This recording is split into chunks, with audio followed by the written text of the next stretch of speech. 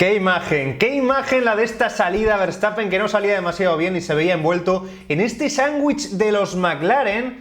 Qué suerte tiene Max de que la recta de meta no sea un poquito más larga aquí en este templo de la Fórmula 1 que es Suzuka, porque si no podría haber tenido algunos más problemas de los normales, como por ejemplo tuvo Hamilton por fuera después de este encontronazo con Checo.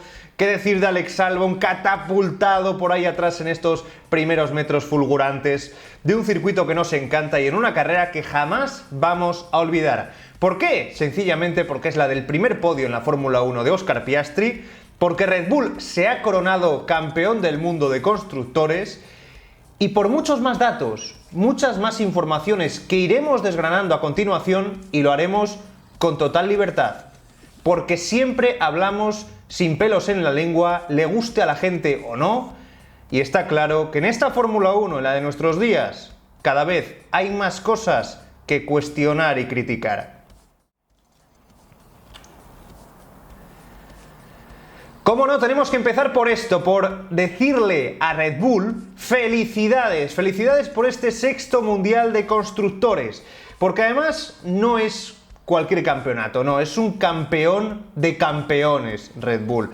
Es el dominador de dominadores. Nunca un equipo demostró tal superioridad ante el resto, no por motor como Mercedes, no por difusor como Brown, no por escapes como la anterior era de Red Bull, sino por coche al completo, por una mecánica perfecta, en la que juegan en otra liga, en otra categoría, una categoría sideral, espectacular, con este cohete pilotado por un astronauta a la altura como es Max Verstappen, ¿no?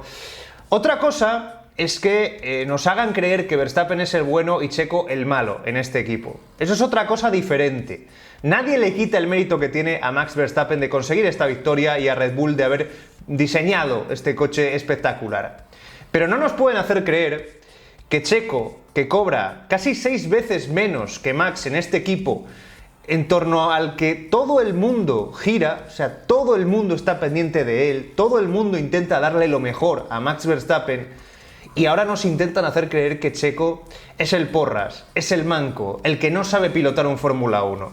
Afortunadamente está Singapur para demostrarnos que esto no es así. En Singapur Max Verstappen también sufrió, y pudimos comprobar lo que pasa en un fin de semana en el que Red Bull no tiene el setup adecuado. Aunque tú tengas el mejor coche, si el coche no está arreglado como debe para un circuito muy particular y en esta Fórmula 1 en la que la ventana de funcionamiento es tan pequeña, entonces vas a sufrir. No tengas ninguna duda. Espero que esta lección la aprendan todos aquellos detractores de Checo Pérez que ahora están diciendo que Checo no ha contribuido a este éxito. Como, bueno, lo que decía Verstappen, de que ya me encargaré yo solo, ¿no?, de ganar el Mundial de Constructores. No necesito a Checo para esto, en un acto de soberbia, uno más, a los que nos tiene acostumbrados Max Verstappen, una de esas declaraciones que ha dado durante este año menospreciando a su compañero y que seguramente mucha gente ha pasado por alto. Bueno, pues esa es la realidad de este fin de semana en el que Checo ha tenido muchos problemas. Verstappen ha resurgido, sí. Red Bull ha vuelto a las andadas.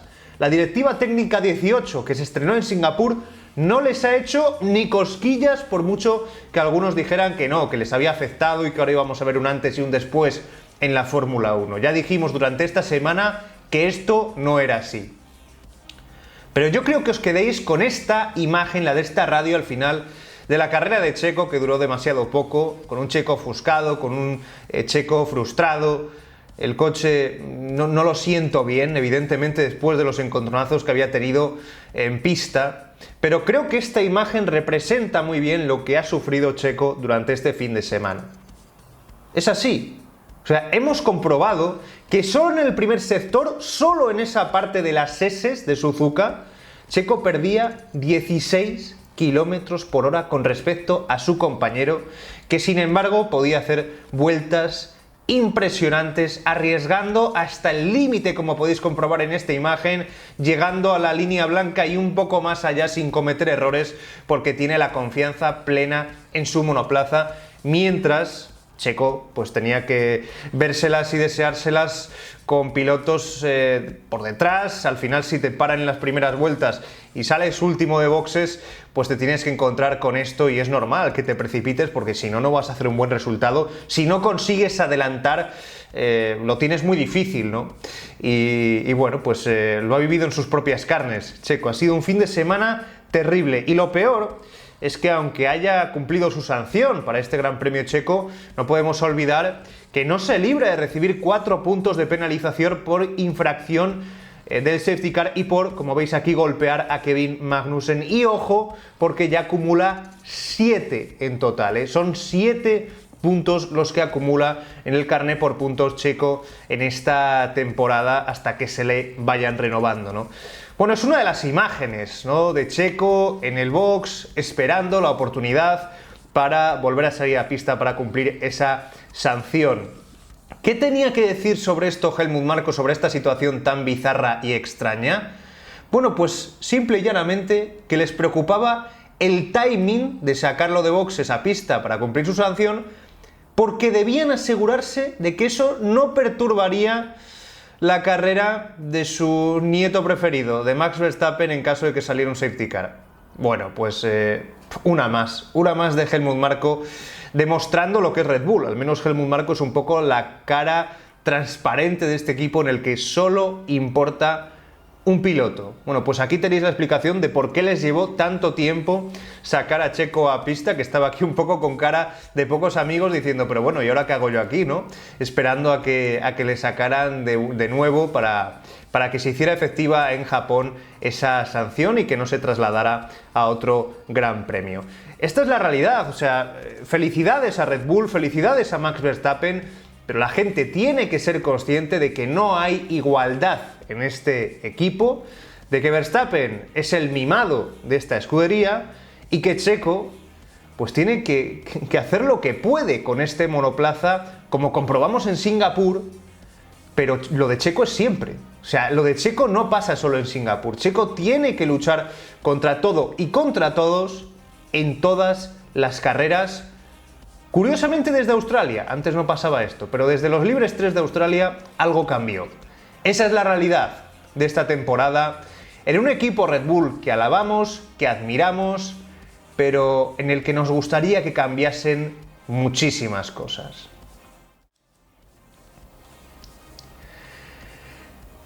Y cómo no, también tenemos que destacar el meritazo de este equipo, de McLaren, y por supuesto de Oscar Piastri, que ha conseguido su primer podio en Fórmula 1.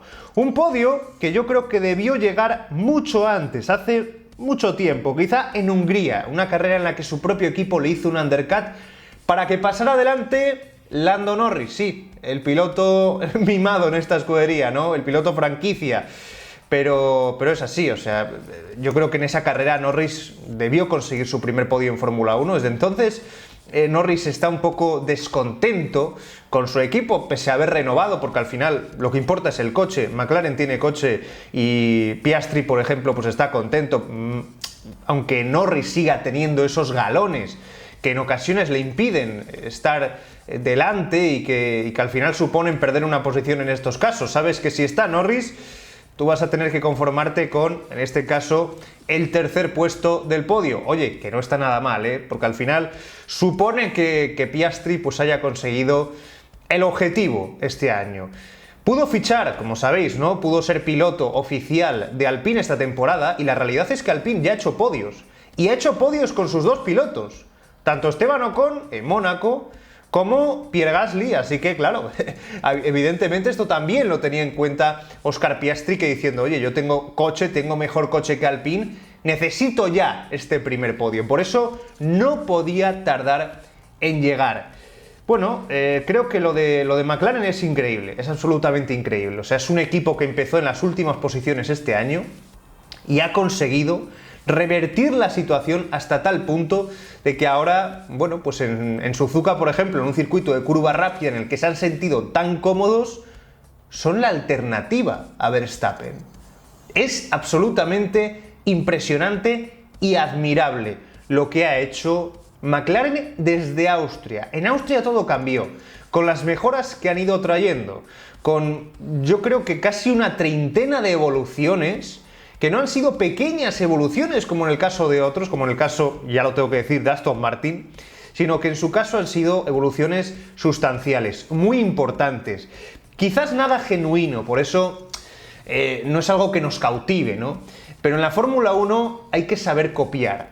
O sea, a veces menospreciamos, ¿no?, que unos se copien a otros, pero al final tienes que saber copiar también para hacer un buen trabajo, copiar a la perfección, al detalle, lo que está haciendo otro equipo, al que le funciona un elemento aerodinámico concreto, es garantía de que vas a tener buenos resultados, y esto no es nada sencillo de hacer. Demuestra McLaren que siguen siendo un grande de la Fórmula 1, por si alguien tenía todavía dudas. Es un auténtico equipazo, y Lando Norris también, dicho sea de paso, está haciendo unos carrerones, unos auténticos carrerones.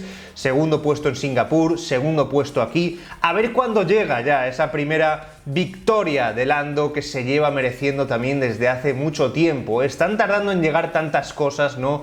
Ha tardado en llegar el podio de Piastri, está tardando mucho en llegar esa primera victoria de Lando. ¿Qué decir de la 33, ¿no? Que también, ojalá que llegue algún día la 33 de Fernando Alonso, pero por lo pronto nos tenemos que quedar con la realidad, y es que McLaren está para esto, para disputarle la hegemonía de segundo equipo a Ferrari, que no han podido alcanzarles en este Gran Premio, aunque empezaron bien, porque fijaos, Ferrari empezó dominando, al menos en las partes donde son mejores, en las rectas, en este circuito.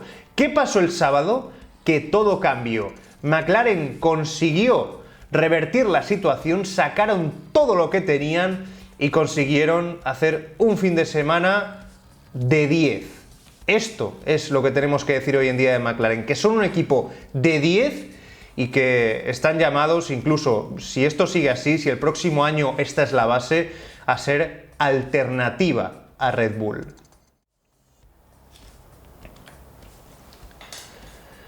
Bueno, a mí me parece esta imagen espectacular, una de las imágenes del fin de semana, Fernando Alonso con la visita de Sebastian Vettel al que fue su ex equipo.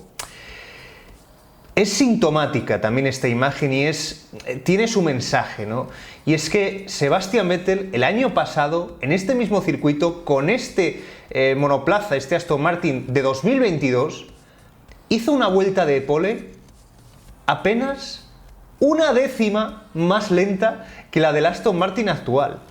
Para que os hagáis una idea de lo que ha involucionado este coche, que en Bahrein le sacó 2 segundos y medio a su mejor tiempo en ese mismo circuito con el Aston Martin del año pasado.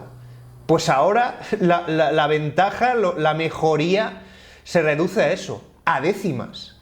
Prácticamente el Aston Martin de Fernando Alonso viene a ser poco mejor en rendimiento, en calidad ahora mismo, que el Aston Martin que pilotó en la parte final de campeonato Sebastian Vettel. Es que es muy duro decir esto. Es muy duro, pero hay que decirlo. Y además, el primero que lo está diciendo es el propio Fernando. Y me gusta mucho su franqueza. Porque Fernando lo ha dejado claro. El próximo año esto tiene que cambiar. Después de este bajonazo, frente al poderío actual de los McLaren, hay un diagnóstico muy claro. El ritmo de desarrollo del coche tiene que ser un poco más rápido en 2024. Palabras literales de Fernando Alonso, que ahora mismo es todo en este equipo. Es el único que puede salvar la papeleta de un equipo Aston Martin que está para el arrastre.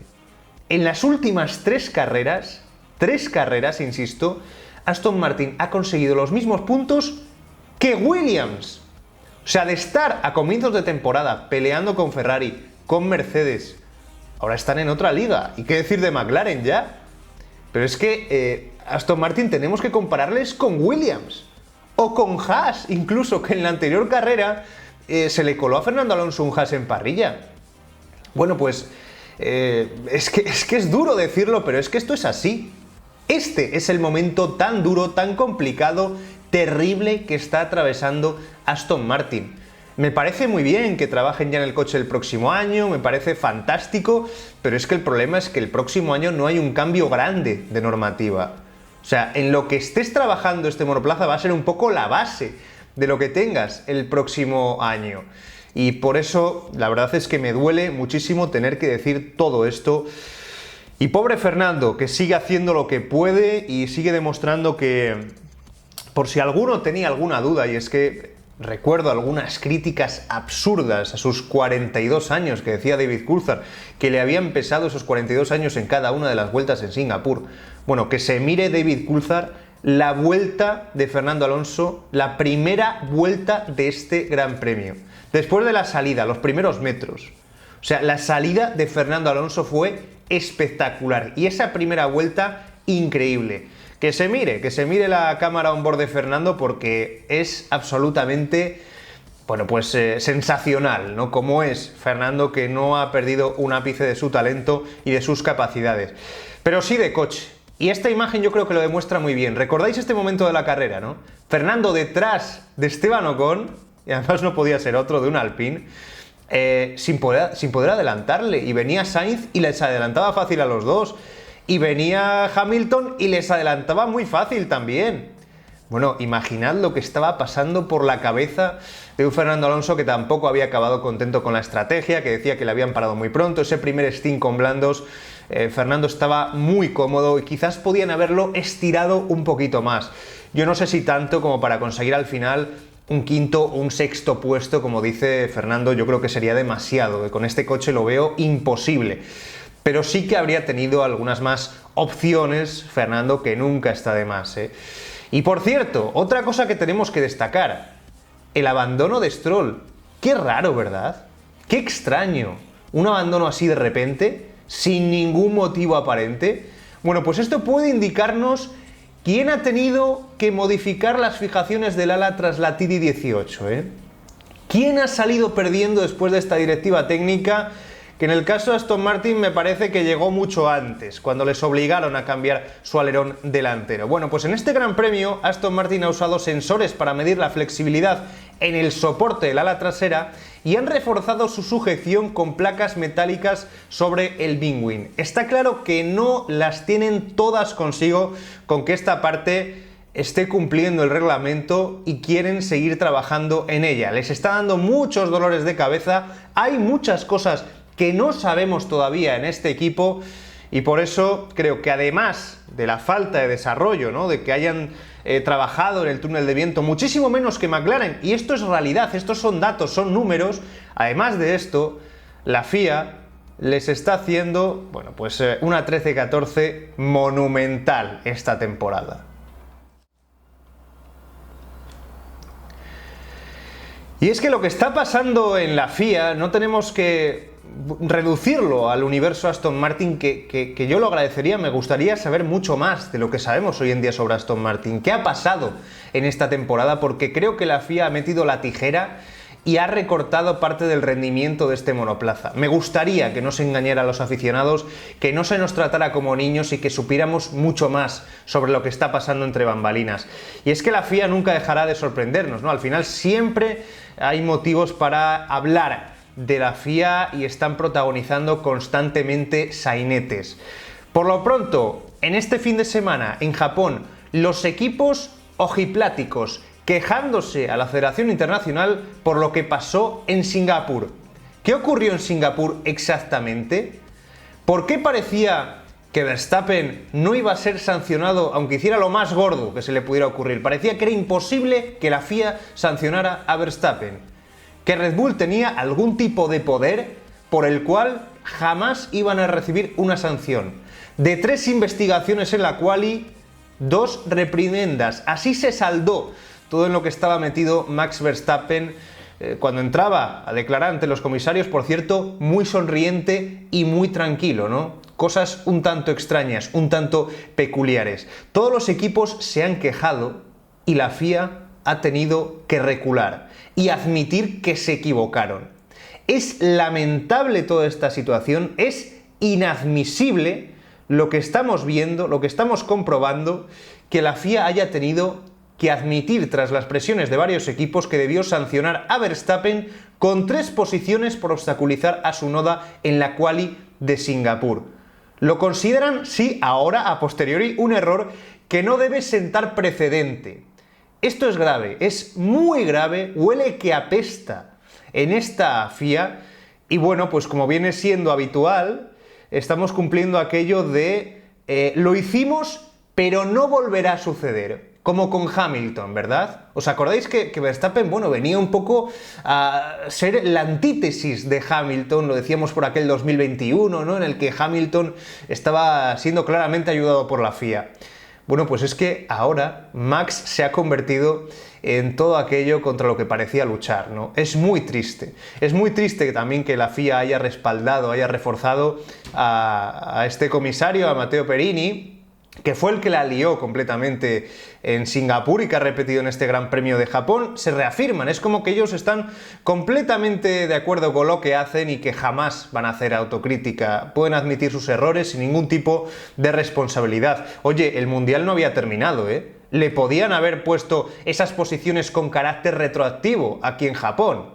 Ningún problema, si admitís que habéis cometido un error y que Verstappen tiene en su debe 3 posiciones de sanción, tranquilos, tranquilos que el Mundial no ha terminado, seguimos esperando, a día 24 de septiembre esto va a continuar, seguimos esperando esa sanción a Max Verstappen, no tenemos ningún tipo de problema. Bueno, pues la FIA, que no termina de salir de un tema y ya se está metiendo en otro, ahora ha dicho que aunque dieron permiso a Red Bull para reanudar aquí en Japón la carrera de Checo y cumplir las penalizaciones de tiempo, aseguran que subsanarán este vacío legal para futuras carreras.